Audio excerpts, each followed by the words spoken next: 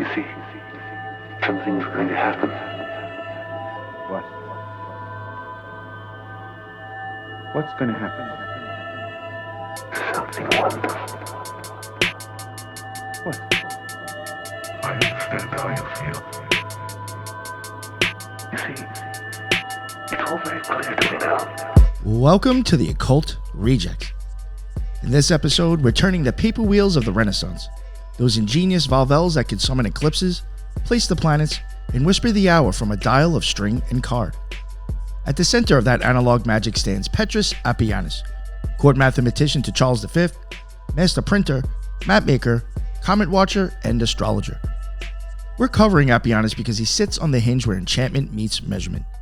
The last great showman of the Ptolemaic cosmos just before Copernicus changed the stage lights. He taught Europe how to do cosmography, how to measure a world that was suddenly bigger, stranger, and very real. Today's episode includes imperial promises and printing press secrets, a heart-shaped world map that helped fix the name America, a leaf-shaped sundial called the Folium Populi, and a comet whose tail points always away from the sun. We'll step into his Ingolstadt workshop, meet the teachers who shaped him, watch him bind astrology to astronomy with courtly elegance, and follow the bees of his Latinized name, Apianus, as they swarm through his devices, books, and patronage.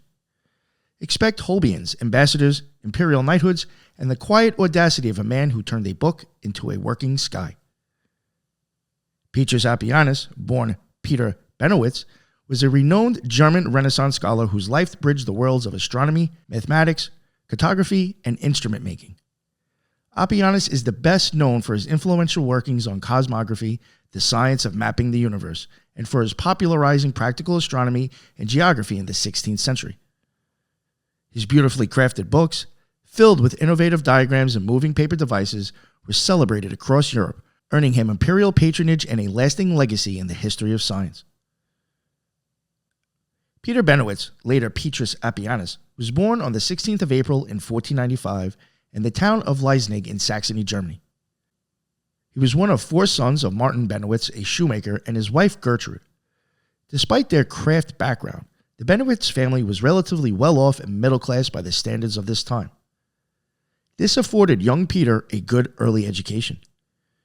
He attended the Latin school in nearby Rochlitz, where he would have learned the trivium, grammar, logic, and rhetoric, and basic Latin classics.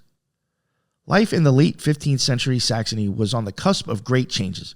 Printing presses had begun disseminating knowledge widely, the first news of Columbus and Vasco da Gama's voyages were reaching Europe, and the strings of the Renaissance and the humanist learning were filtering into German towns. As a child in a prosperous artisan family, Apianus grew up in a world where education was increasingly valued and new discoveries, geographical and scientific, were capturing the popular imagination. The turn of the 16th century was also a time of religious and social undercurrents. Saxony would soon become part of the heartland of the Protestant Reformation. Martin Luther's 95 Theses appeared in 1517 when Apianus was 22, though Apianus' own family remained in Catholic territories later on. In his youth, however, these upheavals were just beginning.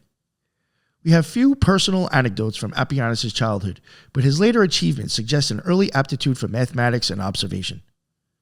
It is known that he developed an interest in astronomy and cosmography, the mapping of the world and heavens, early on, perhaps by reading whatever treatises were available or by observing the night sky in a time when artificial lighting was minimal. In 1516, at about age 21, Peter enrolled at the University of Leipzig to pursue higher studies in mathematics and astronomy. At Leipzig, 1516 to 1519, he immersed himself in the mathematical arts, which at the time included arithmetic, geometry, astronomy, and cosmography, as well as the broader humanist curriculum. It was common for scholars to Latinize their names in this period, and Peter Benowitz followed suit. Noting that his German surname, Bien meant bee, he chose the Latin equivalent Apianus, from apis, bee, as his scholarly name. He would be known by this name, Petrus Apianus, in all of his publications. This choice of name became a personal motif. Later in life, Apianus even adopted the symbol of the bee in his printer's device and coat of arms, underscoring his identity as the industrious bee gathering the nectar of knowledge. At Leipzig, Apianus received a solid grounding in the liberal arts. His talent in mathematics must have been evident, as contemporary accounts and his own later writings suggest he excelled in the applied mathematical disciplines of his day, mastering astronomy, geography, navigation, surveying, and instrument making. These fields together constituted cosmography, a broad science that aimed to provide a mathematical basis for the position of everything in the universe. Apianus' studies thus spanned from the motions of celestial bodies to the measurement of terrestrial lands. This was an especially exciting era for a student of cosmography. Recent voyages of discovery were rapidly expanding Europe's worldview. During Apianus' youth, Christopher Columbus had reached the Americas in 1492, Vasco da Gama had opened the sea route to India in 1498, and Ferdinand Magellan's crew completed the first circumnavigation of the globe in 1522. These milestones occurred just as Apianus came of age, undoubtedly fueling his passion for geography and astronomy. In 1519, Apianus left Leipzig and moved to the University of Vienna, one of the leading centers of astronomy and mathematics in Europe at the time. Vienna's intellectual milieu was strongly influenced by the legacy of early German astronomers like Johannes Regiomontanus and by contemporary scholars such as George Tanstetter, who was a professor of mathematics there. Tanstetter, in fact, became one of Apianus' important mentors. Apianus studied under George Tanstetter, absorbing advanced knowledge of geography, celestial calculations, and instrument design. The young student proved to be exceptional. He quickly established a reputation of an outstanding mathematician and cosmographer, even while still in university. Apianus later acknowledged Tanstetter's influence. For example, in 1528, Apianus published an edition of astronomer George von Purbach's planetary theory and dedicated it to his famous teacher Tanstetter as a tribute. This dedication hints at the deep respect Apianus had for the scholarly lineage he was part of. Purbach, a 15th century astronomer, had taught Regiomontanus. Regiomontanus' work inspired Tanstetter, and Tanstetter now taught Apianus, a chain of knowledge passing from one generation to the next. Apianus earned a Bachelor of Arts degree in Vienna in 1521, solidifying his academic credentials. However, that same year, 1521, a severe outbreak of the plague struck Vienna. This epidemic forced the university to close temporarily and drove many students and faculty to flee the city. Apianus was among them. After completing his BA, he prudently left Vienna to escape the plague's dangers. This sudden disruption propelled Apianus into the next phase of his life, a period of travel and independent scholarly activity. Apianus departed Vienna in 1521 and headed west. He spent a short time in Regensburg and then settled in Landshut, a town in Bavaria. Bavaria, under the patronage of Duke Louis X and later Duke William IV, was a Catholic duchy that welcomed learned men. Landshut, in particular, had been a center of learning earlier. It hosted the university before it moved to Ingolstadt in 1500, and it had printers capable of producing scholarly works. In Landshut, the 26-year-old Apianus quickly put his broad knowledge to use by writing and publishing his first major works. One of Apianus' earliest projects was a world map reflecting the latest geographic discoveries. In 1520, he created Typus Orbis Universalis, a map of the entire known world based on the groundbreaking 1507 world map of Martin Waldseemüller. Waldseemüller's map was famous for being the first to name the New World America, and Apianus' 1520 map followed suit, being among the first widely available maps to label the new continent as America. Apianus' Typus Orbis Universalis was drawn in a quartiform heart-shaped projection, a stylish map projection of the time. Notably, Apianus' map depicted the recently discovered Americas, making it one of the earliest printed maps to include that region. This map circulated alongside an explanatory text Apianus wrote in 1521, a geographical commentary or isagoge on the map. The commentary helped readers understand the New World picture, and it was well received in scholarly circles. Apianus' true breakthrough came in 1524 with the publication of his book Cosmographicus Liber. Cosmographicus Liber, also called Cosmographia, is a comprehensive introduction to cosmography, the description of the world and heavens as a unified system. First published in Latin at Landshut in 1524, it draws heavily on Ptolemaic astronomy and geography while applying practical techniques like land surveying, map projection, and instrument making. Apianus defines cosmography as the description of the world, which consists of 4 elements: earth, water, air, and fire, also of the sun, the moon, and all the stars, and of the heavens with whatever vault covers them. Accordingly, the book's content ranges from explaining the Earth's geography in relation to the celestial sphere to describing eclipses, constellations, and measurements of time and distance. It includes one of the earliest printed world maps on a heart-shaped quarter-form projection, notable for depicting the New World North America soon after its discovery. Throughout, Apianus emphasizes a practical approach. The text teaches readers how to solve real problems in navigation, time-telling, and mapping using mathematical tools. Cosmographus Liber was hugely influential as a Renaissance science text. Although the first edition was a modest success, later expanded editions turned it into a 16th century bestseller. It was reprinted over 30 to 40 times and translated into multiple languages. The work also brought Apianus to the attention of Emperor Charles V. Charles praised Cosmographicus Liber at Augsburg in 1530, and in recognition of Apianus' achievement, he granted him imperial printing privileges, monopolies, in 1532 to 1534, and later appointed him court mathematician. Thus, the book's success directly elevated Apianus' status. He became a professor of mathematics at Ingolstadt in 1527, largely on its merit. Cosmographicus Liber is significant for advancing the use of volvels, rotating paper discs, as interactive learning tools. Apianus incorporated at least 3 volvels, Apianus wheels, into the 1524 edition, which readers could turn to perform calculations. With these devices, one could find the positions of the sun, moon, and planets on any date, determine the time in various longitudes, or even compute latitude by the sun's altitude. This effectively made the book a working paper instrument or analog computer. Some copies included additional cutout parts, for example, a removable nocturnal dial for telling time at night by the stars. The use of movable parts in a printed book was innovative and helped bridge theoretical knowledge and practical application. Apianus' pioneering design of volvels in the Cosmographia influenced later scientific works. Modern historians have studied how Apianus' visual and interactive teaching methods in this book contributed to Renaissance science education. Apianus' Cosmographicus Liber had a profound influence on cartographers, navigators, and instrument makers of the 16th century. Geoffricius not only edited and enlarged the work in its subsequent editions, but also used it as a platform to introduce new instruments and techniques. The book introduced many students to cosmographical concepts, likely influencing figures such as Gerard Mercator and Sebastian Munster, though Apianus was among the first to so fully integrate astronomy with geography. Its depiction of the globe and heavens together helped propagate the idea of the coordinate system of latitude and longitude along celestial coordinates, equator versus ecliptic, and so on. Culturally, the work made complex academic astronomy accessible to a broader audience, an approach praised by contemporaries.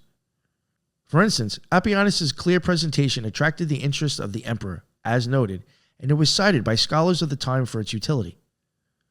The book's legacy is also evident in the fact that an arithmetic text Apianus published a few years later, 1527, was depicted in Hans Holbein's famous painting, The Ambassadors, an indicator of Apianus being renowned in mathematical sciences by the 1530s.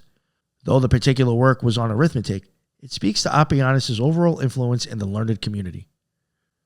One notable figure in this book is Apianus' diagram of the geocentric universe, showing Earth at the center with concentric celestial spheres, illustrating the Ptolemaic system. Apianus' accompanying explanation reinforces the traditional model while integrating the latest geographical knowledge, acknowledging newly found lands under the celestial sphere. In defining cosmography, Apianus writes that it encompasses both the heavens and the earth, distinguishing it from geography alone. This broad vision is captured in the opening lines of the book and reflects the humanist ambition to synthesize knowledge about the world's totality. Another excerpt of interest in this section instructing readers is the use of the volvels. For example, Apianus provides step-by-step problems, such as finding the time in various cities or the length of daylight on a given date, that the reader can solve by adjusting the paper dials, effectively an early problem set with a mechanical aid. This interactive pedagogy was unusual for its time. Cosmographicus Liber has been the subject of modern scholarly analysis, particularly regarding its use of images and instruments in teaching.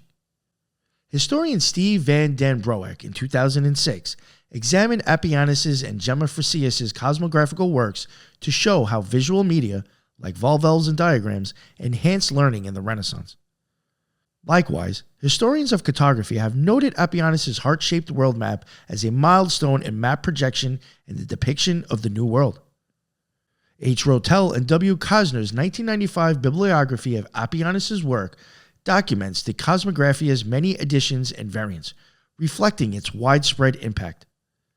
This book is often discussed in surveys of early modern astronomy texts for its role in transitioning from medieval cosmology to modern science. Overall, scholars view this book as an essential link between the medieval cosmos and the Age of Exploration, a work that packed scholarly astronomy for practical use by navigators and students alike. The first edition was printed by Johann Weisenberger in 1524 in Landshut.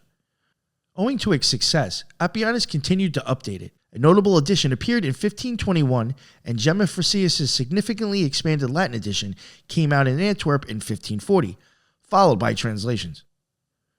By 1584, the work was still being reissued. An Antwerp edition of that year, with Gemma Frisius as co-author, compiled Cosmographia along with several of Frisius' instrument treatises. These later editions often included additional volvels or appendices. The longevity of Cosmographicus Liber print history, spanning at least 80 years, attests to its enduring relevance. Because it was widely printed, many copies survive in rare book collections. Notably, the University of St. Andrew's Library holds a 1524 copy that still contains some of his original volvels and a partial nocturnal dial, although damaged. The Whipple Library at Cambridge owns a 1584 edition, Apianus Frisius, acquired to augment its collection of early Apianus works. Major libraries such as the Bavarian State Library in Munich, the British Library, and the Library of Congress also hold various editions. In fact, some copies are treasured for their historical value as artifacts.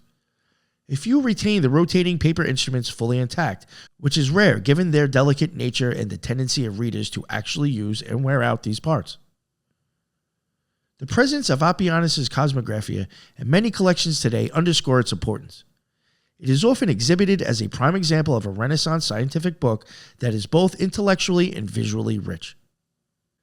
The immediate success of Cosmographia was modest. It was respected, but the first edition did not yet storm Europe. Nonetheless, Apianus' output by 1524, the world map, the commentary, and Cosmographia, had demonstrated his great talents and made his name known to patrons. Nonetheless, Apianus' output by 1524, the world map, the commentary, and Cosmographia, had demonstrated his great talents and made his name known to patrons. In 1524, the same year as Cosmographia, Emperor Charles V held an imperial diet assembly in Augsburg. It is recorded that Charles V himself examined Apianus' Cosmographicus Liber and praised it highly. Such imperial attention was rare for a newly printed scientific book, and it indicates Apianus' work impressed the powerful. This imperial favor would prove pivotal for Apianus' career. Another significant event in Apianus' personal life took place in this period. He married Katharina Messner in 1526. Katharina was the daughter of a councilman in Landshut, indicating Apianus had integrated well into the local bourgeois society. Their marriage was fruitful and long-lived. Over the years, the couple would have 14 children, 9 sons and 5 daughters. One of their sons was Philip Apianus, born in 1531, who would later become a prominent mathematician and cartographer himself. The large Apianus family provided Peter with both support and eventually collaborators, as some of his sons assisted in his projects and carried on his work after his death. The growing reputation of Petrus Apianus did not go unnoticed by academic and political patrons. In 1527, he received an invitation from the Duke of Bavaria, William IV, to join the faculty of the University of Ingolstadt as a professor of mathematics. At the age of 32, Apianus thus secured a prestigious appointment in Bavaria's leading university. He relocated to Ingolstadt, which would remain his base of operations for the rest of his life. Along with his professorship, Apianus was tasked with establishing a printing press for the university. This dual role, as lecturer in mathematics and as a printer, was well suited to Apianus' talents. He was not only a theorist, but also a hands-on craftsman of books and instruments. In Ingolstadt, Apianus set up a small but high-quality printing shop and became an academic publisher, publishing both his own works and those of others. One of the first products of Apianus' Ingolstadt press was a practical textbook that reached a wide audience. A new and well-grounded instruction in all merchants' calculation, published in 1527. This was a handbook of commercial arithmetic written in German aimed at merchants and businessmen who needed to perform calculations in their trade. In 3 books, it taught basic and advanced arithmetic, including the rule of 3, currency conversions, and other applications. Apianus' Underweisung was very successful. It became a bestseller in its genre. The title page of this book featured a striking mathematical image, the triangular array of binomial coefficients known today as Pascal's triangle. Apianus included this triangle, then not attributed to Pascal, of course, as a decorative and instructive diagram, marking the first time Pascal's triangle appeared in a print in Europe. The triangle had been known to Chinese and Islamic mathematicians earlier, but Apianus introduced it to European readers. This arithmetic book had a cultural moment of fame. A copy of it, open to its pages, is depicted among the scholarly accoutrements in Hans Holbein the Younger's famous painting, The Ambassadors in 1533. The inclusion of Apianus' book in this painting testifies to its significance. It symbolized practical mathematics and commerce in the Renaissance, suitable to adorn the portrait of learned noblemen. Meanwhile, Apianus also used his Ingolstadt press to print important works by colleagues. In 1528, he printed Tannstedter's Tabula Hungariae, the earliest surviving printed map of Hungary. That same year, he published an edition of George von Purbach's New Planetary Theory, which he dedicated to Tannstetter as noted earlier. These projects demonstrate Apianus' role in disseminating geographic and astronomical knowledge beyond his own authorship. His press earned a reputation for high-quality geographic and cartographic publications. This is even evident that Apianus experimented with innovative printing techniques, such as using stereotype, reusable printing blocks for maps, an early attempt at mass-producing images by casting molds of woodcuts. His printer's logo was trilingual, displaying the motto, "Skill overcomes strength," in Greek, Hebrew, and Latin, around the figure of a boy. This multilingual motto encapsulated the humanist ethos of Apianus' workshop, drawing on classical languages and wisdom and emphasizing ingenuity over brute force. At the University of Ingolstadt, Apianus' academic duties included teaching mathematics to students. However, by accounts, he eventually neglected his teaching duties as his research, writing, and printing business took precedence. In the initial years, though, he certainly gave lectures on cosmography and astronomy. We have a tantalizing glimpse of his role as a tutor. Apianus was tasked with helping educate the young Bavarian nobility. Notably, he tutored the Duke's son, Prince Albrecht, the future Duke Albrecht V of Bavaria, in mathematics from a young age, alongside his own son Philip. Beginning around 1538, the boy Philip Apianus, age 7, and Prince Albrecht, age 8, were taught together by Apianus. This royal tutoring speaks to the esteem in which Apianus was held at the Bavarian court. He was effectively the astronomy mathematics tutor to the future ruler. It also cemented a long-term patronage. Decades later, Duke Albrecht V would become the patron of Philip Apianus in creating an important map of Bavaria. The 1530s was an extraordinary productive decade for Apianus. He continued to write and publish on a variety of scientific topics, often focusing on specific instruments or celestial events. One significant focus was the appearance of bright comets in those years. Europe saw a series of notable comets in the early 1530s, for example in 1531 and 1532, and astronomers across the continent observed them with great interest, and sometimes fear, as comets were traditionally considered ominous. Apianus joined a network of European astronomers including Johannes Schoner in Nuremberg, Nicholas Copernicus in Poland, Girolamo Fracastro in Italy, and Jean Pena in France, who all closely observed the comets of 1531 to 1533. These scholars were beginning to question the old Aristotelian idea that comets were mere atmospheric phenomena. Apianus made an essential discovery by tracking the comet of 1531, now known to be Halley's Comet. He noticed that a comet's tail always points away from the sun. He published this observation in a short work, likely his 1532 pamphlet on the comet, along with an illustrative woodcut. Fracastoro in Italy independently noted the same thing, and he and Pena hypothesized that a comet's tail might be an optical effect of sunlight passing through the comet's transparent material.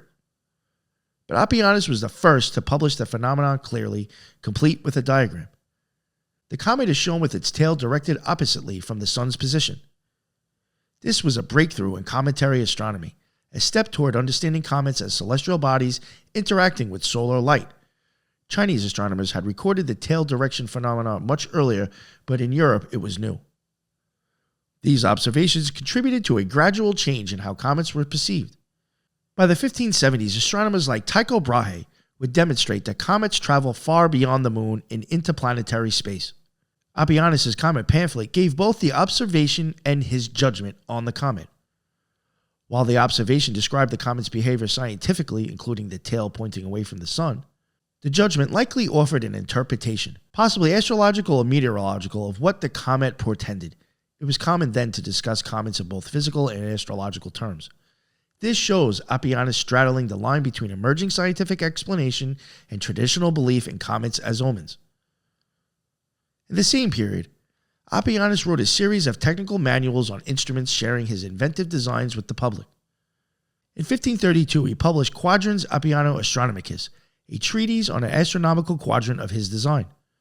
A quadrant is a quarter circle measuring device used for determining angles, and Apianus' work likely described a new quadrant that could be used to tell time at night or determine latitude by stars. The title suggests it could find the hours of the day and night using the sun, moon, planets, or certain stars. We're going to talk about this one a little bit more in depth now.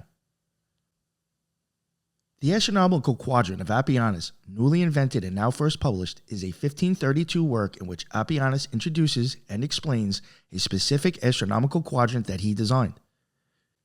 A quadrant is a quarter circle measuring instrument, traditionally used for determining angles in astronomy, like the altitude of celestial bodies or for surveying. Apianus, being an instrument maker, created his own improved version of the quadrant, and this book serves as an instruction manual and advertisement for it. The content is practical. Apianus' text describes how to use the quadrant to measure heights, distance, and the altitude of the sun or stars to tell time or determine latitude. It likely includes woodcut illustrations demonstrating various measurement scenarios. For example, one woodcut shows a person using the quadrant to measure an object's height by the length of its shadow. Another shows more complicated measuring situations, perhaps determining the width of a river or the depth of a well by geometric tricks with the quadrant. Apianus covers both simple applications and more creative ones, teaching the reader not just the basics but also problem solving with the instrument. The quadrant itself likely had special features. Apianus' quadrant may have been engraved with additional scales, possibly a shadow square, calendar squares, and trigonometric lines to make it a multifunctional device. Some quadrants of that period doubled as sundials or astrolabes. The book presumably details these features and the construction of the quadrant, perhaps including a fold-out template. Indeed, evidence suggests Apianus provided a printed paper quadrant that readers could cut out and mount. His mounted paper quadrants first appeared as inserts in this 1532 publication. The Quadrans Apiani is significant as an early published manual for a specific scientific instrument. It reflects the shift in the 16th century toward printed instrument guides, which allowed knowledge of instrument making and usage to spread beyond individual craftsmen. Apianus' quadrant was recently invented, so he is essentially patenting his idea in print. Patent law, as we know it, didn't cover such inventions then, but printing a description was a way to claim credit and market it. This was one of the first times a new astronomical instrument came with a how-to book for a broader audience. The quadrant instrument itself was a crucial tool of the era for both astronomy and navigation. While Apianus' design was geocentric and meant for land use, surveying, similar quadrants were used on ships for navigation. By distilling complex astrolabe functions into a similar quarter-circle device, Apianus was contributing to the trend of the simplifying instruments for ease of use and production. His quadrant was presumably cheaper and easier to handle than a full astrolabe, making astronomy more accessible to scholars and perhaps well-to-do amateurs. From a historical perspective, Quadrans Apiani also holds interest because a depiction of this very book, or one of Apianus' instrument books, appears in the famous 1533 painting, The Ambassadors, by Hans Holbein. In that painting, a mathematical book is open on the table showing an instrument diagram. In reality, the book is Apianus' arithmetic, but various astronomical instruments also appear around.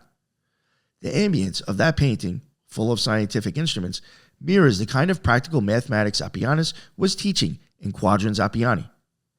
It symbolizes the pride of knowledge during the Renaissance. Apianus' work contributed to that culture. It symbolizes the pride of knowledge during the Renaissance. Apianus' work contributed to that culture. Later in the 16th century, authors like Thomas Digges and John Dee in England wrote about new instruments, and one can trace the practice back to Apianus' efforts. The idea of providing two sets of instrument prints, as Apianus did in the 1533s, to encourage actual use was likely gleaned from the success of the quadrant booklet, where many readers presumably cut out the provided woodcut quadrant and assembled it. The quadrant remained a primary tool for centuries, eventually evolving into the backstaff and the sextant for navigation. Apianus' particular design might not have been the standard later. Many variants existed, but educating people on how to use a quadrant was invaluable. We see echoes of Apianus' instructional approach in later works like Leonard Digges' Tectonicon in 1566, which teaches surveying instruments, or the myriad 17th century pamphlets on using the new sector or proportional compass. Apianus pioneered the notion that an instrument's inventor should also teach the public how to use it, thereby creating a market and ensuring the instrument's adoption. The book's introduction likely emphasizes the utility of the quadrant. Apianus probably begins by touting how with the 1/4 of a circle, one can perform many measurements that would otherwise require complicated geometry. In one part of the text, Apianus demonstrates a simple shadowed measurement. Simple applications involving use of shadows are demonstrated, as one modern summary puts it. A woodcut from the book shows the quadrant measuring the shadow of a vertical stick to tell time or determine height. For more complex uses, Apianus might present a scenario like measuring the distance to an inaccessible object by taking angular readings from 2 points, effectively an early exercise in triangulation with the quadrant. He encourages creative thinking for such cases. One can imagine Apianus' tone being encouraging, showing that mathematics can solve real problems. A telling quote is from Apianus' preface. He implies that a maker of instruments, it was natural for him to write about how to use them, calling it a bit of self-promotion in modern terms. This candid admission reveals Apianus' entrepreneurial spirit. Indeed, Apianus was selling these quadrants either as prints or as finished wooden instruments, so the book served as both an educational text and a sales catalog. This work is discussed in the context of history of mathematical education. Reviewed Apianus' trigonometry and geography works and mentioned the quadrant manual as part of Apianus' teaching repertoire. The MAA's convergence feature on Apianus' quadrant highlights images from Columbia University's copy, underscoring its value as mathematical treasure. They interpret Apianus' approach as early STEM outreach, demonstrating practical problems to engage learners. In academic literature on instrument history, Apianus' quadrant appears as an example of early modern innovation. For instance, literature on the origins of the Davis quadrant or octant, 18th century, often trace back the lineage of quadrants back to Apianus and others. Additionally, Apianus' quadrant is sometimes referenced in museum catalogs. The Dutch Museum or the Oxford Museum of History of Science have collections of historical quadrants. Even if an actual Apianus-made quadrant is not extant, replicas or similar ones are often attributed to following Apianus' design. Again, this book was published in Ingolstadt in 1532. It may have had a fairly small print run, but it was likely popular enough among scholarly circles. There is no record of a second edition by Apianus, but the content was partly absorbed into his instrument book in 1533, which covered multiple instruments, including the quadrant. The Latin quadrants might have effectively translated or paraphrased the German instrument book for a broader audience. Indeed, Apianus' 1533 instrument book includes at least 3 observational instruments: the quadrants, the astrolabe, the device, and others, indicating overlap. Interestingly, in 1540, Apianus published a work called Instrumentum Primi Mobilis, which contains sign tables and more advanced astronomy. That shows Apianus shifting focus from pure instrumentation to computation. So the early 1530s were the prime time of his instrument manuals. Copies of Quadrans Apiani are found in major libraries with Renaissance science collections. Columbia University's Butler Library has one, from which images have been shared online. The Internet Archive hosts a scan of a 1532 edition, possibly from the University of Illinois or another collection. The Bavarian State Library likely holds a copy as well, and maybe the Herzog-August Bibliothek. The book is not extremely rare, but compared to Cosmographer, fewer were printed, so each surviving copy is important. Often, copies of Quadrans Apiani have the engraved or woodcut quadrant diagram intact only if the owner did not cut it out. Many might be missing that insert if it was used. Some surviving copies might be the ones where the second set of prints, if provided, remained. The Columbia copy images suggest the illustrations are present, meaning that the copy was not disassembled by a user. In conclusion, Quadrans Apiani Astronomicus is a snapshot of Peter Apianus' role as a hands-on educator. It showcases his ability to simplify and to communicate practical math, and it reflects the Renaissance zeal for applying mathematics to everyday problems. Through this little book, Apianus both marketed his invention and made a lasting contribution to scientific pedagogy, one that resonates in the continuing tradition of publishing user manuals for new technology. In 1533, he followed up with Horoscopion Apiani, literally Apianus' horoscope instrument, which was a treatise on sundials and devices to find the hour. The term horoscope here is used in its older meaning of hour pointer. Apianus' horoscopion was not for casting astrological birth charts, but rather an instrument to measure time by the sun, essentially a type of sundial or solar quadrant. Apianus also invented entirely new instruments. In October of 1533, he published a slim book called Folium Populi, Latin for leaf of the poplar, in Ingolstadt. The Folium Populi was an instrument Apianus had recently invented. Its very name indicates its shape was like a poplar leaf. Apianus describes this ingenious device like, "This instrument, recently invented by Peter Apianus, and shaped in the form of a poplar leaf, shows the common hours throughout the whole world by means of the sun's rays." In other words, the Folium Populi was a portable worldwide sundial. By aligning it with the sun, one could read the hour in different parts of the world.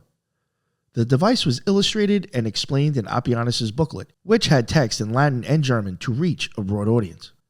The Folium Populi pamphlet was often bound together with his other instrument book of that year, Instrument Book BUCH, in Ingolstadt in 1533.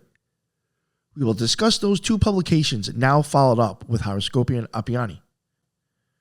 First, Folium Populi. Folium Populi, Latin for leaf of the people or poplar leaf, is a short publication by Apianus in 1533 that presents a single ingenious instrument for time-telling. The work consists of a large fold-out woodcut in the shape of a leaf, specifically a poplar leaf, accompanied by instructions. Apianus describes this creation as an instrument recently invented by him, fashioned in the form of a poplar leaf, which by the rays of the sun shows the common hours throughout the world. In other words, it is a universal sundial. Uniquely, the Folium Populi dial was designed to indicate the correct hour simultaneously across different locations worldwide, accounting for differences in longitude. By aligning the device with the sun, a user could read off local time in various cities inscribed on it, thus demonstrating the concept of time zones or common hours around the globe. The idea of a portable universal dial that works throughout the entire world was novel and reflects the growing awareness of global geography in Apianus' time. The content of Folium Populi primarily teaches how to use and construct his instrument. The leaflet, about 12 pages of text plus the large woodcut plate, gives step-by-step guidance. Notably, Apianus provides practical assembly instructions. He advises the reader to transfer the print to a sturdier material for actual use. In the publication, Apianus explains that one should soak the printed sheet for several hours and then press it onto wood or pasteboard so that the delicate leaf-shaped dial can be mounted without distortion. This level of detail shows Apianus' intent that readers physically build the instrument themselves. In essence, Folium Populi is both a description of an invention and a do-it-yourself kit. Folium Populi is significant as one of the earliest instances of a printed scientific instrument meant to be assembled by the user. It exemplifies Apianus' innovative approach to disseminating practical knowledge. By printing an interactive device on paper, Apianus made advanced instruments affordable and widely available, whereas previously such instruments were handmade and expensive. The work also demonstrates the globalization of timekeeping. It implicitly addresses the need to compare local times across different longitudes, an issue that would become increasingly important for navigation and cartography. Technically, Folium Populi can be seen as a precursor to later universal sundials and world time converters. It showcases Apianus' talent for miniaturizing cosmography into a single sheet. The shape, a leaf, might be symbolic. Some historians also note the play on Apianus' Latin surname. Apianus comes from apis, a bee, and leaf, folium, as suggesting natural simplicity combined with knowledge, although this may be coincidental. Because the folium was essentially a tool, many copies were likely used to destruction. Owners would cut out the leaf dial and use it. Indeed, contemporary evidence shows that many extant copies of Apianus' instrument books are missing the very parts meant to be cut out. In Apianus' 1533 instrument book, a larger work on instruments published the same year, he even included duplicate prints of instrument components so that one could cut one set and keep the other in the book. The Folium Populi being a standalone sheet, it appears Apianus anticipated its use as a working device, not just a diagram. While Folium Populi itself might not have spawned a broad cultural movement, it influenced the way scientific knowledge was shared. It is an early example of democratizing technology via print, a concept that would blossom in later centuries with printed astrolabes, Volvo calendars, and slide charts. Apianus' idea of providing a universal instrument likely influenced his contemporaries and successors. For instance, George Hartmann, a Nuremberg instrument maker, also produced printed sundial sheets and astrolabes in the mid-16th century, a practice that Apianus helped pioneer. The folium can be seen as a forerunner to the Volvel charts and mathematical print kits that became common in the 17th century for teaching purposes.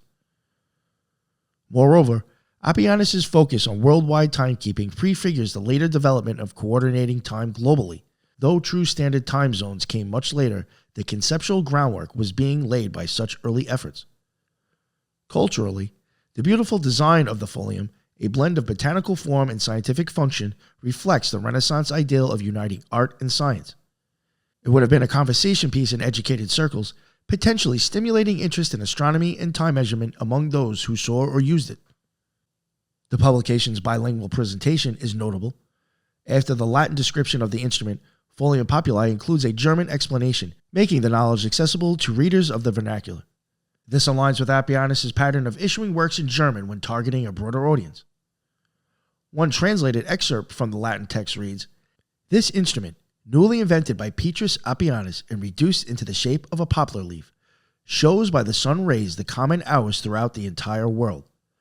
The matter-of-fact tone underlines Apianus' confidence in the device's universal utility. Another interesting aspect is the engraved detail on the leaf dial itself. It includes numerous city names and their coordinates or hour offsets, plus hour lines and solar declination curves. It effectively compresses a world's map worth of data onto a leaf-shaped sundial. There are also decorative elements. Apianus did not shy from beautifying his instruments, including perhaps allegorical figures or the personification of the sun to embellish the functional diagram. Because Folium Populi is a brief work, it has often been discussed in the context of Apianus' instrument making in general. Mario Biaggioli, in 2006, mentions the folium as an example of Apianus' care in instructing users on instrument construction, noting the detailed wet transfer method Apianus provided to ensure the large print could be mounted without distortion. This indicates Apianus' practical mindset and foresight about the difficulties users might face in recreating his instruments. Historians of scientific instruments have also highlighted Folium Populi in surveys of early technical prints. For instance, an analysis by R. Kremer on paper instruments in 2011 cites Apianus' instruments as early user-assembled scientific devices that predate modern do-it-yourself scientific kits. Additionally, Folium Populi is referenced in museum catalogs and rare book listings due to its rarity and uniqueness. Modern institutions like the Bavarian State Library and BEIC have digitized their copies of Folium Populi, allowing contemporary researchers to examine its content. This digital preservation underscores its value as part of the heritage of scientific innovation. This book was printed in Ingolstadt on the 22nd of October in 1533, as noted on the imprint, by Apianus' own press. It appears to have been published in Latin with parallel German text. Unlike Apianus' larger books, it did not go through multiple editions. Its nature as an instrument sheet meant it was a singular product of Apianus' workshop. However, it was closely related to Apianus' instrument book in 1533, a larger German compendium of instrument designs released around the same time. One might consider the folium a spin-off or supplement to that compendium. There is no evidence of translations of the Folium Populi into other languages, likely because the Latin and German combination already covered Apianus' main audiences and the utility of the piece was tied to its diagram rather than extensive text. Surviving intact copies of Folium Populi are quite scarce. Again, the Bavarian State Library in Munich holds a copy, now digitized, as part of its collection of Apianus' works. Another copy has been preserved and digitized by the BEC in Milan. The rarity is partly due to many copies being used, and thus damaged, or bound into composite volumes of pamphlets that later got split up. The fact that any copy survived with the fold-out leaf uncut is amazing.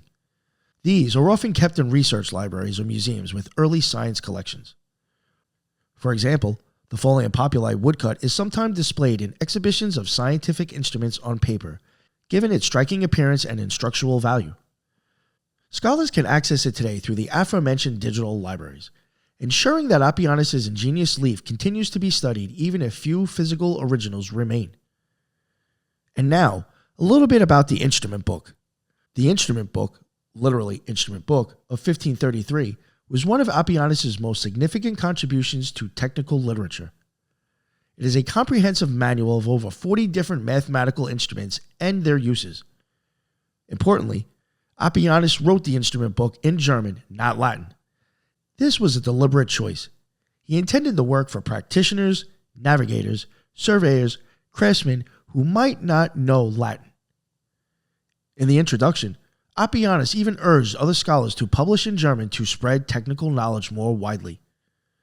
By using the vernacular, Apianus massively broadened the potential readership of his work. Indeed, the instrument book is among the earliest technical books published in the German language rather than Latin. The book is richly illustrated with woodcuts demonstrating the construction and operation of instruments, astrolabes, quadrants, sundials, globes, and even included uncut paper instrument parts, printed volvels, and patterns that readers could cut out and assemble themselves. One copy described by modern collectors contained uncut volvels with each part separated, so Apianus intended that readers would cut out the individual items and assemble the instruments. This interactive approach was essentially Apianus turning a book into an instrument kit. It also shows Apianus' pedagogical bent. He wanted users to learn by doing, constructing their own working models. The instrument book proved popular in the German lands as a practical reference. All these activities won Apianus increasing fame. Universities and patrons across Europe took notice. During the 1530s, Apianus reportedly received calls to high positions from the universities of Leipzig, Tübingen, Vienna, and even the renowned Italian University of Padua. Despite these attractive offers, Apianus declined them all and remained in Ingolstadt for the rest of his career. His reasons were likely twofold: loyalty to his Bavarian patrons, who treated him well, and the favorable situation he had in Ingolstadt, where he owned a printing business and enjoyed imperial favor. Indeed, Apianus' relationship with the Holy Roman Emperor Charles V deepened in this period, bringing further honors. And now we will go right into Horoscopium Apiani from 1533.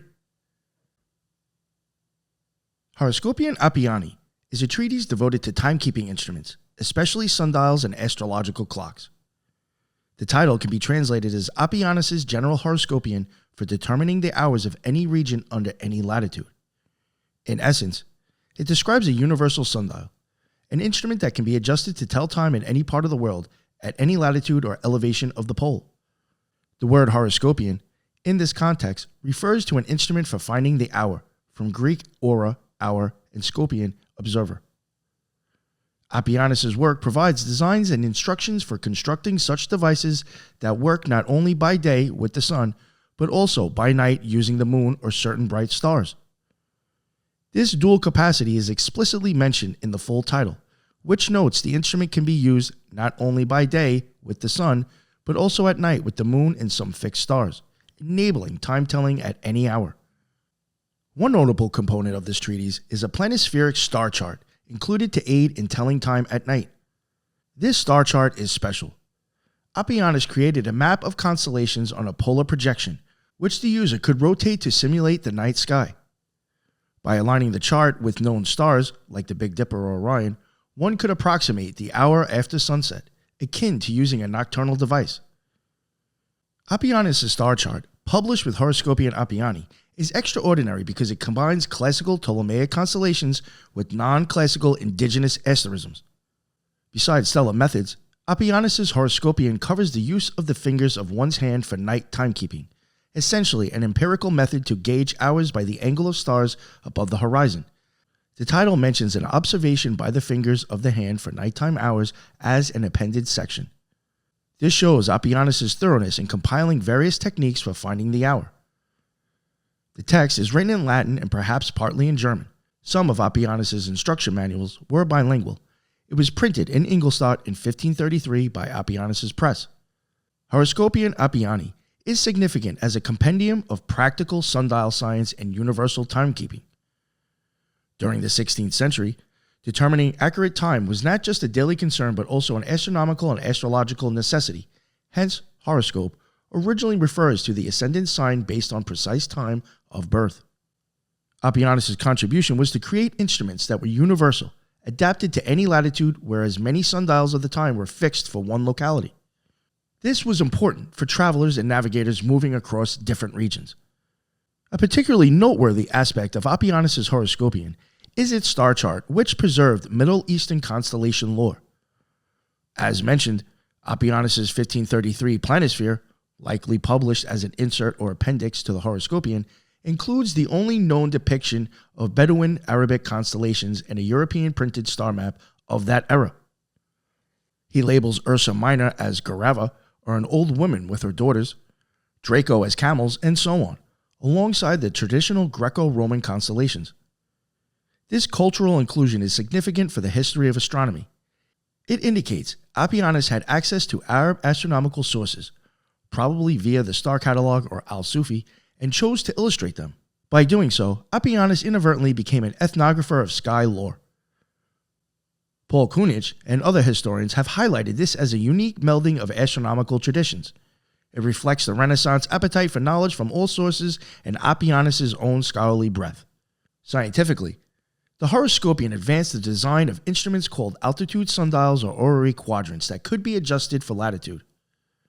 Apianus' work may have described this specific invention of his, possibly a combination of an astrolabe and a sundial.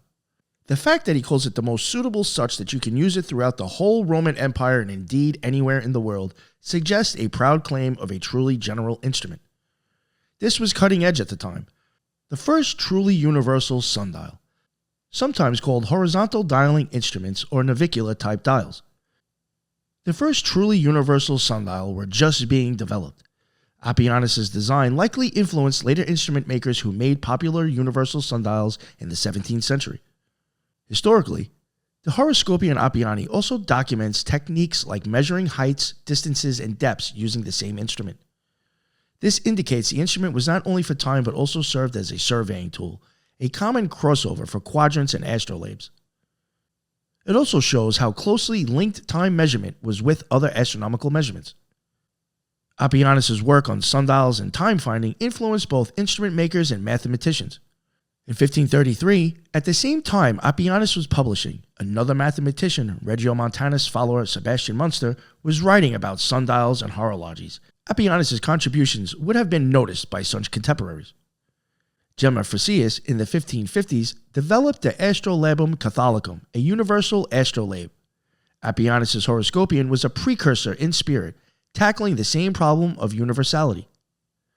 Later in the 17th century, the horoscopion was likely read by dialists like Thomas Hunter and others who continued to make star charts and time-finding instruments. Culturally, because Horoscopion Apiani so beautifully combined star lore and instrument design, it preserved knowledge that might have otherwise been lost.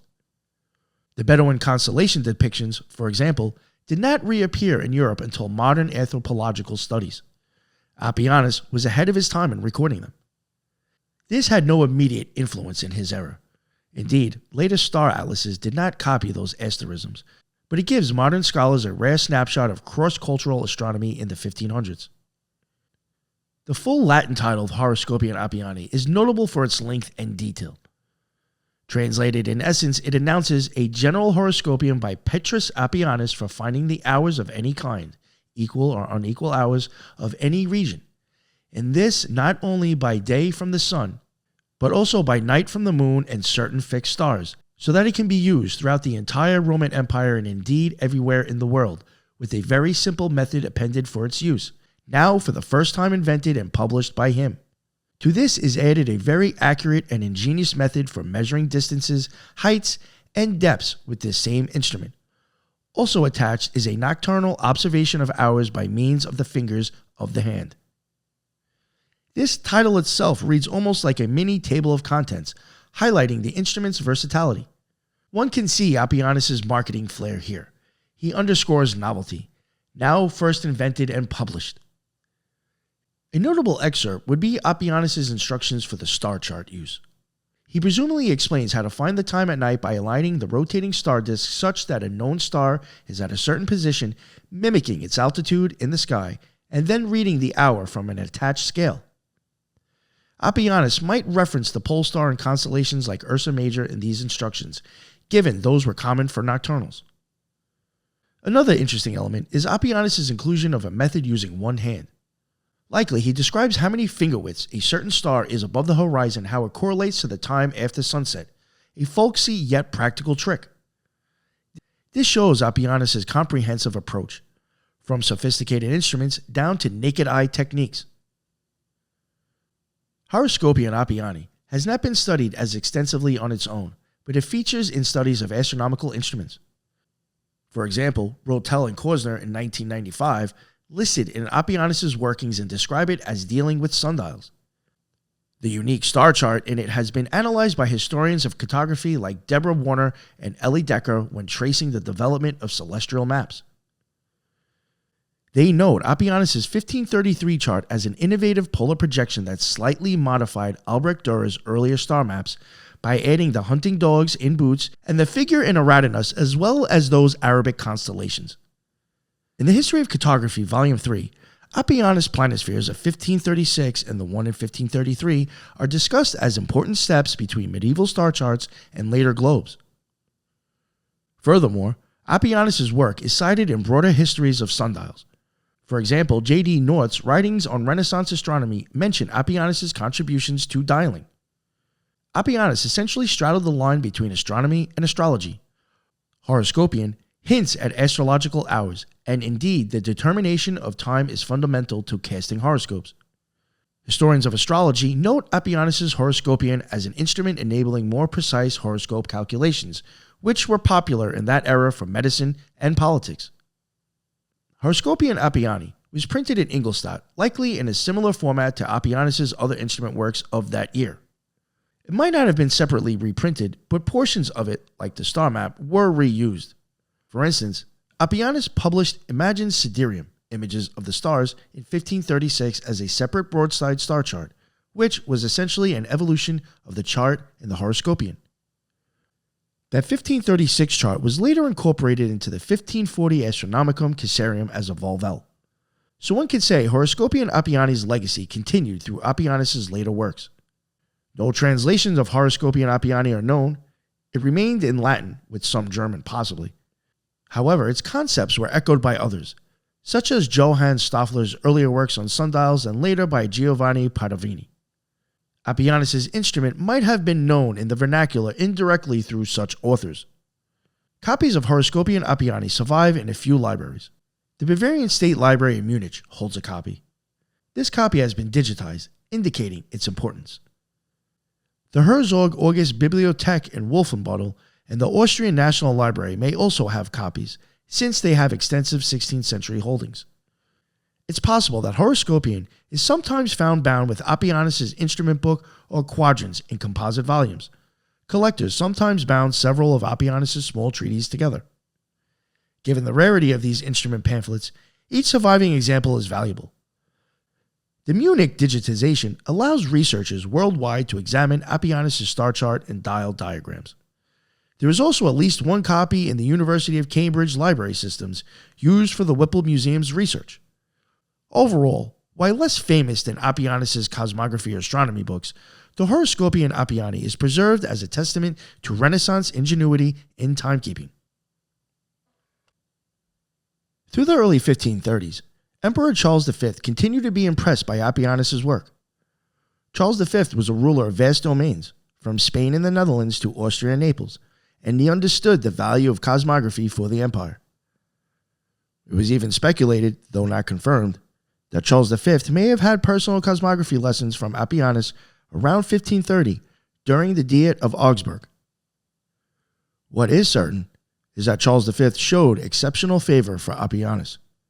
In 1532, the emperor granted Apianus a printing monopoly for certain types of books. Such monopolies were lucrative privileges, perhaps allowing Apianus sole right to print empirical edicts or specific calendars. Again, in 1534, another monopoly was granted. Then, in 1535, Charles V bestowed upon Apianus the status of an armiger, granting him a personal coat of arms, or a nobility crest. Apianus' new coat of arms fittingly featured imagery of bees aligning with his name, and it can still be seen carved in places like his hometown Leisnig. This elevation effectively ennobled Apianus. Further honors followed. By 1541, Charles V knighted Apianus, making him a knight of the empire. According to one source, Charles even extended that knighthood to Apianus' 3 brothers, ennobling the whole Benowitz family line. And in 1544, Apianus was appointed an imperial court palatine, a title that gave him and his university certain legal privileges, such as the right to confer degrees and legitimize births. These cascading honors from the emperor were extraordinary for a university scholar.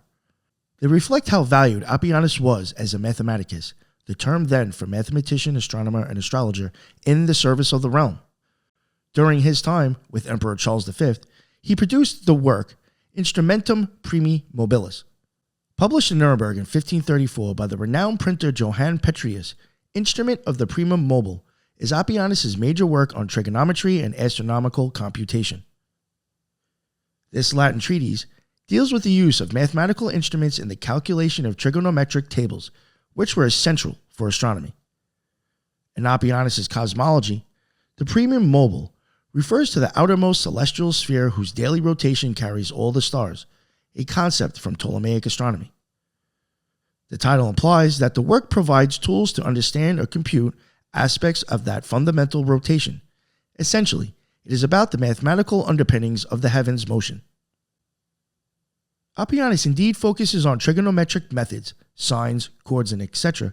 needed for astronomical observations of geodesy.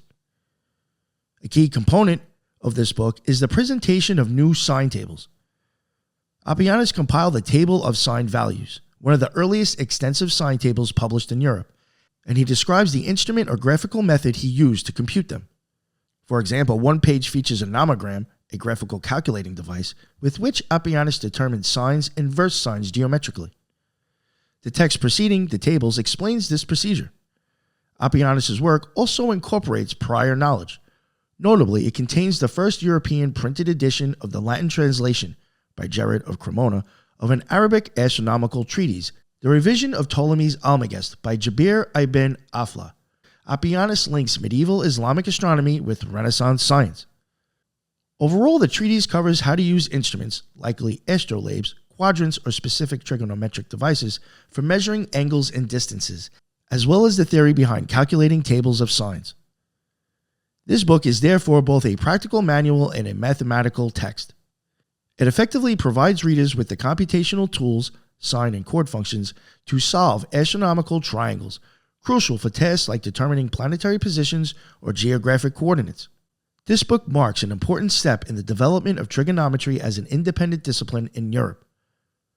Coming just a year after Johannes Regiomontanus' De Triangulis was finally published, Apianus' work helped to spread trigonometric techniques more widely.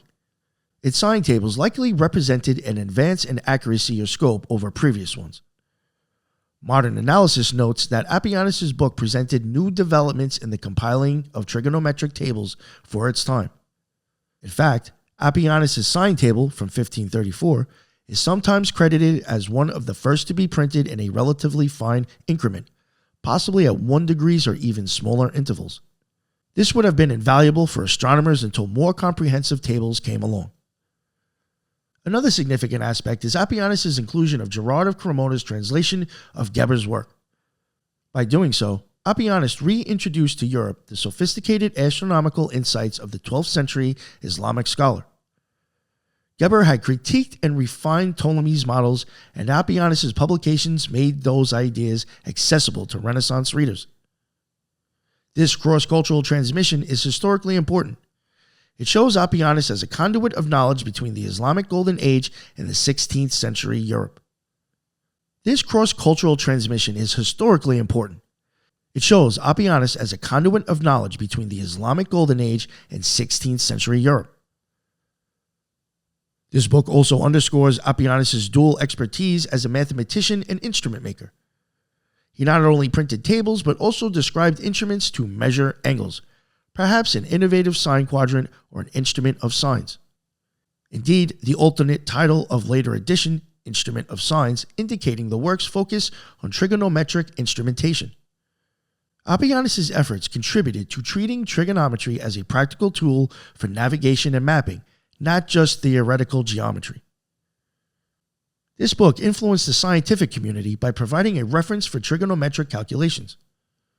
For navigators and astronomers of the mid-1500s who didn't have access to huge mathematical tables, Apianus' sign tables were a valuable resource. The techniques described by Apianus for a graphical computation of signs were part of the pedagogical arsenal for later mathematicians. Scholars like Gemma Frisius and Pedro Nunes, who were contemporaries of Apianus focusing on navigation and cosmography, would have been aware of Apianus' work. Gemma, in fact, collaborated with Apianus on other projects and may have used Apianus' trig methods in his own teaching. In the longer term, as trigonometry textbooks evolved, Apianus' early contributions were built upon, though eventually surpassed by more extensive tables and more systematic treatises. Nevertheless, Apianus is remembered as one of the pioneers in printing trigonometric data. Modern mathematical historiography, such as the Lockmet project, which surveys historical tables, includes Apianus' 1534 sign table as a milestone in European computational mathematics. Additionally, the integration of Islamic astronomical material in this book may have quietly influenced later European astronomers to pay attention to Arabic sources. For example, Copernicus also referenced Muslim astronomers. Apianus' publication of Gemmer's Almagest critique in 1534 made that content readily available in print, possibly reaching Copernicus or his peers. It is notable that this occurred in Nuremberg, a hub of printing, which helped disseminate Apianus' book widely.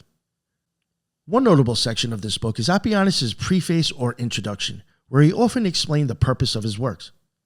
The title page itself is telling. It declares, now for the first time invented and published, signaling Apianus' pride in original contributions. This reflects the humanist era's competitive spirit in mathematics, where authors highlighted their innovations. One more technical note, a fascinating page in this book shows a diagram used to derive the sign values. Apianus includes a pair of scales or a specific geometric construction that allows one to read off sine and versine by a straight edge alignment. This is essentially a computational aid, an early analog device printed on paper. Apianus' explanation of it is an example of 16th century ingenuity in computation before algebraic formulas and calculators were common. Also of interest is the section where Apianus introduces Geber's material. He credits the source, thereby acknowledging the contributions of earlier scholars. This was at a time when printing somebody else's work, even long dead, was a form of homage and scholarship. The inclusion demonstrates Apianus' role as an editor of scientific heritage, not just an author. Modern scholars have studied this book in the context of history of trigonometry. The Mathematical Association of America's Convergence collection discusses Apianus' book, noting that it presents new developments in the compiling of trigonometric tables and contains the first print of Geber's Almagest revision. Dennis Rogel in 2021 has even reconstructed Apianus' 1533-34 table of signs to analyze its accuracy, indicating ongoing interest in the technical details of Apianus' work. Historians like Victor Katz and Frank Swetz have highlighted Apianus' blending of instruments use with pure computation as exemplifying Renaissance applied mathematics. Furthermore, this book is sometimes cited in studies of astronomical instruments. For instance, this book describes an astronomical staff appended to a geographic introduction Apianus wrote in 1533. This staff, together with a new quadrant, is explained as a useful tool in geography, showing Apianus' interdisciplinary approach. Scholars like Rainer Karsten and others have examined how Apianus' instrument designs in 1533 to 1534 set the stage for more elaborate instruments in his later Astronomicum Caesarium. The first edition of this book was in 1534. It was issued in quarto format. A revised edition followed in 1541. The 1541 edition likely expanded the sign table or corrected it, and the title explicitly emphasized the sign tables. This suggests Apianus continued refining the work, possibly incorporating feedback or new calculations. Notably, Petrus was the same printer who would later print Copernicus's De Revolutionibus in 1534. His press was a center for advanced mathematical astronomy works, and Apianus' treatise was part of that legacy. After Apianus' death, this book did not see further reprints or translations. Trigonometry texts in vernacular were still uncommon at that time. However, its content was absorbed into subsequent astronomical literature. The book remained available in learned libraries. For example, Tycho Brahe owned many contemporary astronomy books and may have had Apianus' work on his shelves. Copies of the 1534 edition survive in a number of rare book libraries. For instance, Columbia University's library and the U.S. Library of Congress hold copies. The BEIC in Milan has digitized a copy of this book, making it accessible online. Likewise, the Bavarian State Library has this work in its collection of mathematical astronomical texts. Because it was a notable Petrus publication, copies likely reside in German libraries such as Nuremberg or Munich. The work is less commonly found than Apianus' Cosmographer, but any library with a strong history of science collection from that era often has Apianus' 1530 treatise. In summary, this book stands as Apianus' contribution to the mathematical infrastructure of astronomy. It provides tools, both intellectual, trigonometric tables, and physical instructions for instruments that empowered astronomers and geographers of his day. Through surviving copies and modern scholarship, we recognize this work as an important link in the chain that led from Ptolemaic astronomy to the precise mathematical astronomy of the later 16th century. It was also during this time of imperial favor that Apianus undertook his magnum opus, the Astronomicum Caesarium, the Emperor's Astronomy, published in 1540 in Ingolstadt. This book, dedicated to Charles V, hence Emperor, is often hailed as one of the most beautiful scientific books of the Renaissance. Apianus spent roughly 8 years working on it, and the result was a large folio volume that is as much a work of art as astronomy. The work visualizes the Ptolemaic geocentric universe through a series of richly colored diagrams and ingenious rotating paper instruments, volvels. Apianus designed about 21 volvels and included numerous full-page woodcut illustrations, intending the book to be a functional toolkit for astronomers as well as a showpiece for his imperial patron. The content covers the motions of the Sun, Moon, and the 5 known planets according to Ptolemaic epicyclic theory. Each planet has its own set of movable wheels that allow the user to determine its position, longitude and latitude, in the zodiac at any given time. For example, there are volvels to calculate planetary positions day by day, a lunar eclipse predictor, and the famous dragon volvels which compute lunar node positions, crucial for eclipses. The book is organized into sections for each celestial body with accompanying explanatory text and tables. This book also includes star charts. One notable page is a planisphere circular star map that can rotate to show the visible stars at different times, effectively a form of astrolabe printed on paper. This star map integrates classical constellations with some unusual asterisms derived from Arabic star lore, a point we will get back to. The overall theme is providing a pre-Copernican astronomical calculator. Readers could work out celestial events, conjunctions, planetary retrogrades, eclipse dates by manipulating the book's wheels, rather than performing lengthy calculations by hand. The design and decoration, hand-painted in many copies, underscore that this was also a deluxe project, merging science and art. This book is often hailed as one of the most beautiful scientific books ever produced. Visually, it represents the high point of the tradition of the paper astrolabe and valvel. Technically, it was extremely ambitious. Apianus reportedly spent 8 years developing and perfecting it, and he personally oversaw the coloring, cutting, and assembly of the rotating parts in his workshop. This was unusual. Most printed books were not hand-assembled by the author after printing. It speaks to Apianus' dedication to quality and accuracy that he ensured each copy's instruments were correctly put together. From a scientific standpoint, this book captures the state-of-the-art of 1540 in computational astronomy, just before the Copernican revolution took hold. In fact, Apianus' masterpiece appeared only 3 years before Copernicus published the Revolutionibus in 1543. Thus, it provides modern historians with a vivid insight into the pre-Copernican cosmic imagination. It shows how complex and precise Ptolemaic astronomy had become by the 16th century. Practitioners could predict celestial phenomena with considerable accuracy using these analog devices, despite the geocentric model. The book's dedication to Emperor Charles V and King Ferdinand I, Charles's brother, also underscores the relationship between science and patronage. Charles V was so impressed by this book that he rewarded Apianus richly, promising 3,000 gold guilders, and in 1541 knighted him as a reward for his service. This is reflected in some copies. Apianus added his new coat of arms in later prints of the book after he became a nobleman. The work thus had a strong political dimension. It was as much as a sumptuous gift to the emperor as it was a scientific text. It symbolized the Holy Roman Empire's leadership in arts and sciences. One of Astronomicon's unique scientific contributions is its preservation of Arabic Islamic star lore. Apianus incorporated star names and constellations from the Persian astronomer Abd al-Rahman al-Sufi and other Arabic sources. Apianus' 1533 star chart, reproduced in Astronomicon, contains the only known European depiction of certain Bedouin constellations, Ursa Minor, Draco, Cepheus, and so on. This cultural syncretism in a prominent imperial book is of great interest to historians of astronomy, demonstrating a transmission of knowledge from east to west. However, scientifically, Astronomicon was soon superseded. The Copernican heliocentric model and later the Rudolphine tables of Kepler provided more straightforward ways to compute planetary positions. But in 1540, Apianus' book was arguably the pinnacle of computational astronomy, essentially an analog computer for the heavens. In retrospect, it stands as the last grand embodiment of the Ptolemaic system in print.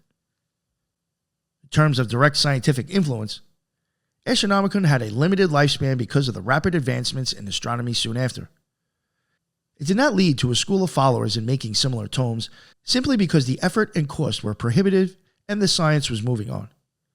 Nevertheless, the book was highly prized by astronomers and collectors. The renowned Danish astronomer Tycho Brahe, who remained a geoheliocentric advocate, owned a copy and likely used Apianus' techniques for inspiration in designing his own instruments. Even Johannes Kepler, though a Copernican, was familiar with Apianus' works and referenced Apianus' observations. For example, Apianus' observation that a comet's tail points away from the sun, first noted in 1531, appears in the Astronomicon or related pamphlets. Culturally, Astronomicon influenced the traditional pop-up and interactive books. It has been exhibited as an early example of a movable book and an analog computing device. Modern artists and book designers sometimes cite it as an inspiration for combining functionality with aesthetics. The imagery of the dragons on Apianus' lunar node valvels, for instance, has captured imagination to the point that it was highlighted in a 2025 Library of Congress blog titled Dragons in the Astronomicon Caesarium. Additionally, the very creation of such a deluxe book set a benchmark for imperial patronage of science. It's comparable to the large star atlases of the 17th century. Apianus' work may have indirectly inspired those later works in terms of ambition and artistry, if not content. In summary, while Apianus Astronomicon did not change the course of astronomy, it served as a capstone for an era. It influenced how later generations viewed the Ptolemaic era as something capable of great beauty and ingenuity. Nearly every page of Astronomicon is notable. The title page itself is often cited. It features an imperial double-headed eagle and an image of a dragon encircling a wheel, symbolizing the eclipsed dragon, heralding the theme of imperial authority over cosmic knowledge. Apianus' preface, addressed to Charles V, is a piece of humanist rhetoric, praising the emperor's enlightened patronage and comparing the ruler's power to the orderly motion of the heavens. One striking excerpt is Apianus' explanation of the dragon volvel for lunar nodes. Apianus cleverly uses the birth dates of Charles V and Ferdinand I as examples in the text explaining how to use the volvel to find the moon's latitude. This personal touch not only flatters his patrons, but also provides a practical demonstration. It exemplifies Apianus' knack for teaching. He turns an instruction example into a dedication of sorts. Another excerpt of interest is Apianus' note that some plates took an entire month to engrave and print. Simpler almanacs were common, but nothing at this level of complexity. For a sense of Apianus' writing style, in the introduction he states that he has constructed this entire work with utmost diligence over 8 years, and that with color, knife, and paste, I myself have mounted all the instruments in each copy. This combination of pride and meticulousness permeates the text. The Astronomicon has attracted considerable scholarly attention. Famed historian of astronomy Owen Gingerich published an analysis and a facsimile commentary on it in 1971. Famed historian of astronomy Owen Gingerich published an analysis and a facsimile commentary on it in 1971, cataloging known copies and commentating on Apianus' methods. S.A. Ionides earlier wrote Caesar's Astronomy, analyzing the book's content and historical context. More recent studies, like a 2017 paper by Lars Gilson, examined the construction and precision of Apianus' volvels, how the latitude discs were made and used. Another study by Richard Krimmer in 2011 looks at Apianus' paper instruments with the broader history of analog computation, connecting the Astronomicon's techniques to prior and subsequent instrument traditions. A very recent 2024 Heritage Science study, published in NPJ Heritage Science, conducted a technical analysis of 5 surviving copies of Astronomicon. This research examined pigments, inks, and assembly differences between deluxe presentation copies and standard copies, revealing details about Apianus' workshop practices and even proposing an order of production of copies. Such analysis underscores that Astronomicon is not only of interest to historians of science, but also to conservators and art historians. Furthermore, Paul Kunitz's work, Peter Apian and Azophai, delves into the Apianus use of Islamic star names and constellations, highlighting Apianus' role in transmitting that knowledge. The book is frequently referenced in discussions of early modern scientific publishing, given its status as an extravagant production. This book is frequently referenced in discussions of early modern scientific publishing, given its status as an extravagant production. Susan Dackerman's exhibition, Prints and the Pursuit of Knowledge, Harvard Art Museum and Baltimore Art Museum in 2011, featured Apianus' Astronomicon analyzing how interactive prints engaged readers in learning by doing. In essence, this book is as much a subject of scholarly fascination as it is a historical artifact. It stands at the intersection of astronomy, art, and imperial propaganda, and literature on it reflects all these facets. Apianus printed Astronomicon in 1540 in Ingolstadt, using his own press. The print run was relatively small due to the enormous effort per copy. It's estimated that about 100 to 130 copies were produced, of which a remarkable number, around 130, have survived to some degree. Some copies were specifically prepared as deluxe presentation copies for important figures. These deluxe versions have even finer quality paper, more elaborate hand coloring with gold and silver details, and sometimes extra decorative flourishes. Only about 11 deluxe copies are identified. The standard copies were also colored, but perhaps less lavishly, on ordinary paper. There was no second edition. By 1540, the winds of change in astronomy were already blowing. However, Apianus' methods continued to be of interest. His student and son-in-law, Gemma Frisius, did not reprint the Astronomicon, probably impossible without Apianus' craftsmanship, but Gemma did publish simpler instruments and tables. Late astronomers like Kepler admired the work. Kepler mentions Apianus' ingenuity even as he helped render Ptolemaic tools obsolete. A large number of Astronomicon copies survive in libraries and museums worldwide, making it one of the more accessible 16th century rare books despite its initial scarcity. The Library of Congress in Washington, D.C. holds 2 copies, one from the Lessing J. Rosenwald collection, which has been fully digitized for public viewing. The Fritz William Museum in Cambridge holds a deluxe hand-colored copy, which was the subject of the 2024 technical study. Other notable copies are in the Bavarian State Library in Germany, the British Library in UK, the Bibliothèque Nationale de France, the Austrian National Library, and the Vatican Library. Many universities' rare book libraries have acquired copies due to the book's fame and importance. When displayed, Astronomicon never fails to impress viewers with its intricate layered wheels and vibrant illustrations. It serves not only as a window into Renaissance science, but also as a tangible connection to the era of courtly science patronized by kings and emperors. After 1540, Apianus had reached the pinnacle of fame and accomplishment. He was wealthy, ennobled, and occupied a unique niche as scholar-publisher favored by the emperor. Apianus largely stayed in Ingolstadt for the remainder of his life, despite those earlier offers from elsewhere.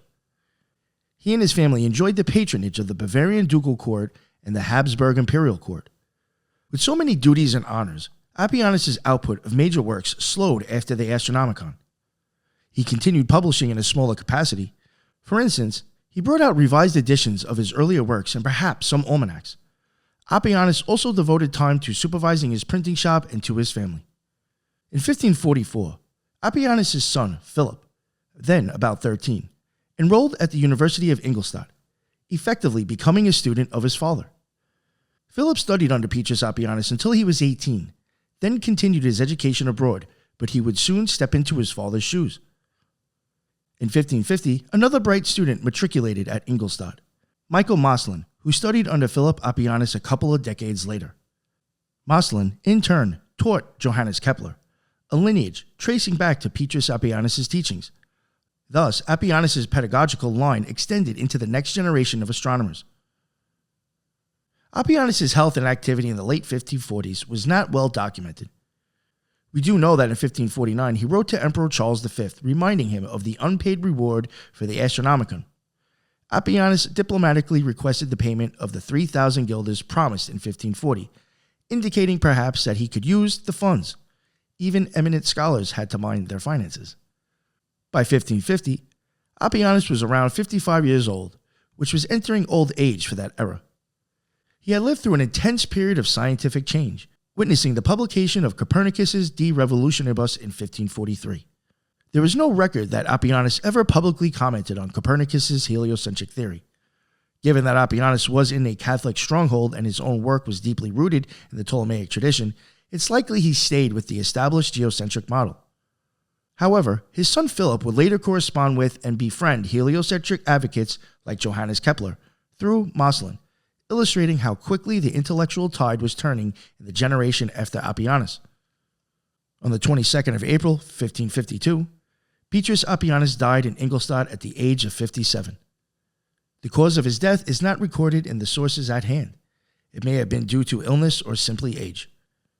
He was buried with honors befitting his status.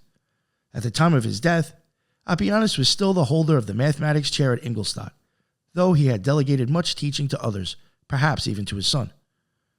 The university and the scholarly community mourned the loss of the mathematician to the emperor. Philip Apianus. then only 21 years old, inherited his father's printing business and his position at the university in 1552. This transition was markedly smooth. It speaks to the regard for the Apianus family that the son was immediately appointed to the professorship.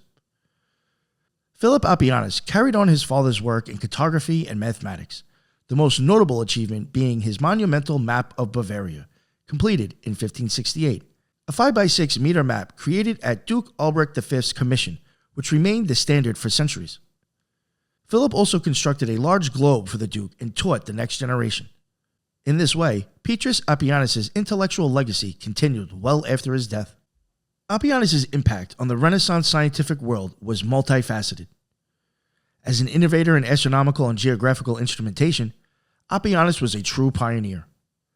Historian George Kish summed up Apianus' contributions by saying, Apianus was a pioneer in astronomical and geographical instrumentation and one of the most successful popularizers of these subjects during the 16th century. Indeed, Apianus made science accessible. His textbooks and manuals taught complex concepts through simple language and clever visuals. Through the works like Cosmographer and the Instrument Book, thousands of students and practitioners across Europe got their first introduction to cosmology, mapmaking, and the use of scientific instruments. These books remained in demand for decades after Apianus' death. Cosmographicus Liber, especially in the expanded editions by Gemma Frisius, went through over 30 editions in 14 languages by 1609, making it one of the era's best sellers in science. It was translated into Dutch, French, Spanish, and other major languages, spreading Apianus' name far and wide. Through Gemma, Apianus' work influenced the Netherlandish cartographic tradition. Gemma and his student Gerardus Mercator took cosmography forward, and they built on Apianus' instrument making and teaching style. In the realm of mathematics, Apianus is remembered for early contributions such as printing Pascal's triangle and producing the first minute-level sine tables. His 1534 book, Instrumentum Sinum Sive Primi Mobilis, contained a complete table of sines for every minute of arc, calculated with a remarkable decimal precision for its time. This was a leap in computational astronomy and was useful for more accurate surveying, gunnery, and architecture calculations as well. Apianus did not develop new mathematical theory per se, but he advanced applied mathematics significantly, applying math to solve practical problems of navigation, cartography, and instrument design. As an astronomer, Apianus' influence is evident in the observational tradition he helped foster. The 1530s comet observations by Apianus and peers paved the way for later astronomers to treat comets as part of the celestial realm. By demonstrating the tail phenomena and questioning Aristotle's view, Apianus indirectly influenced Tycho Brahe and others who later conclusively proved comets travel beyond the moon. His beautiful star charts and inclusion of Arabic star law may have inspired later star atlases. However, Apianus remained a geocentrist, so his direct influence on the acceptance of heliocentrism was minimal. In fact, Apianus can be seen as the last great flower of the Ptolemaic cosmology. His Astronomicon was arguably the pinnacle of the old system explanatory power in tangible form. And shortly after, the astronomy world would shift to Copernicus's framework. Nevertheless, even in a Copernican world, Apianus' mechanical methods found uses. For example, the design of valvels in Equatoria would be repurposed by later scholars. Modern historians of astronomy look at Astronomicon as an important pedagogical link. It taught how to do astronomy with analog computing, a skill that persisted. In cartography and geography, Apianus' influence was both direct and indirect. Directly, Apianus produced maps, his world map of 1520 and maps of Europe, that were used by cartographers. Indirectly, through Cosmographer, he educated many in the art of mapmaking and use.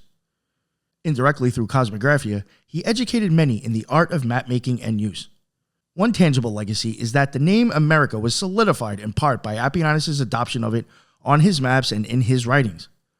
An historical analysis notes, it is quite possible that had Peter Apianus not adopted the name America for the New World, the name would not have survived, given Apianus' influence as a popular author. His son Philip's Bavaria map was an outstanding achievement of regional cartography and remained in use for centuries. Philip also trained under him and then taught Michael Maslin, who, as we noted, taught Kepler, Thus, Apianus sits in the genealogy of great German astronomers bridging the late 15th to the 16th century. Apianus' work had an impact on art and culture as well. The inclusion of his arithmetic book in the Holbein's The Ambassadors has been mentioned. Through that painting, Apianus' name entered the art historical canon as a symbol of Renaissance science. The intricate engravings and frontispieces of his books, often depicting armillary spheres and scientific instruments, influenced the iconography of science in art. The very idea of paper instruments and volvels was something that captured the imagination of both scholars and laypeople. One could say Apianus contributed to the visual culture of knowledge. In the realm of religion and mysticism, Apianus lived during a time of great religious upheaval, but kept his work largely secular and technical. As a loyal Catholic academic in Bavaria, he even helped the Counter-Reformation cause indirectly by printing works of the Catholic theologian Johann Eck against Martin Luther. Apianus steered clear of religious controversies in his own publications, focusing on empirical and practical science. Yet, interestingly, his life shows the compatibility of scientific pursuit with faith and patronage by the church. The University of Ingolstadt was a Catholic stronghold, later run by Jesuits, and Apianus' success there demonstrates that the Catholic world in the Renaissance did foster mathematics and astronomy, contrary to some stereotypes. Concerning occult or mystical knowledge, Apianus' interest in astrology tie him to the broader occult traditions of the time, though he was not an occult philosopher like Agrippa or Paracelsus. He did not write about magic or alchemy, however, the astrological aspect of his work is undeniable. His title, Mathematicus, in the 16th century context, implied he would cast horoscopes and advise on celestial influences. The emperor and nobles consulted his Astronomicon for guidance and fate in the stars. Therefore, Apianus contributed to and legitimized the astrological practices at court. His integration of astrology with rigorous astronomy exemplifies the Renaissance mindset where the occult and scientific were intertwined. By teaching how to use planetary positions for predictions through his volvels, Apianus helped preserve astrological lore even as he advanced observational science. Finally, Apianus has been honored in modern times in the realm of science. The lunar crater, Apianus, on the moon's surface is named after him, as is the asteroid 19139 Apianus discovered in the late 20th century. These name memorials echo his contribution to lunar and planetary studies. In summary, Petrus Apianus' life and work epitomized the Renaissance polymath at the crossroads of old and new. He gathered the wisdom of the past, added creative innovations of his own, and delivered it in novel ways to an audience that ranged from emperors to students and craftsmen. His legacy in scientific publishing, education, and instrumentation persisted well beyond his lifetime, earning him a distinguished place in the history of astronomy and cartography. As one historian aptly noted, Apianus was one of the most successful popularizers of cosmography in the 16th century, a man who brought the cosmos to the common reader without compromising on accuracy or beauty, truly living up to his motto that skill and industry conquer all. If you close your eyes, you can almost hear it. The soft rasp of paper discs turning in a candlelit room, the breath of an emperor leaning closer, the steady patience of a craftsman setting type. Apianus reminds us that wonder isn't an accident. It's built, line by line, wheel by wheel, with a cradle that still belongs in our studio. Skill and industry conquer brute force. He stitched the heavens to the counting house, the star to the ship's course, the omen to the observation, and in that stitching he left us a way to navigate both mystery and math. As the eclipse shadow moves on, and the comet slips back into the dark, carry him with you. The teacher who made instruments out of pages and turned readers into voyagers. May we be a little more like his bees, curious, exacting, tirelessly gathering from many flowers to make a single, luminous honey. Until next time, keep your eyes on the heavens, your hands on the craft, and your heart open to the old music of the spheres. We'll meet you where the map ends and the sky begins.